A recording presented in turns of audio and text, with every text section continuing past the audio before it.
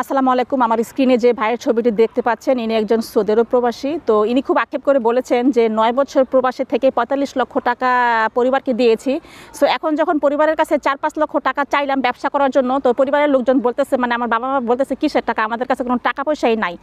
আর তাই তো কবি বলে গেছেন যে গ্রন্থগত বিদ্যা পরহস্তে ধন, নহে বিদ্যা নহে ধন হলে প্রয়োজন। আপনি বিদেশে আসবেন, কারিগরি টাকা ইনকাম করবেন, সেই টাকা আপনি আপনার বাবা মা ভাই বোনকে দিয়ে দিবেন, এবং যখন আপনার প্রয়োজন হবে, আপনি যখন বলবেন যে বাবা 5 লাখ টাকা দাও, আমি একটা বিজনেস করব বা বিদেশে থাকতে চাই না, তখন আপনার বাবা আপনার উত্তর দিবে যে কিসের টাকা, আমাদের কাছে কোনো টাকা পয়সাই নাই।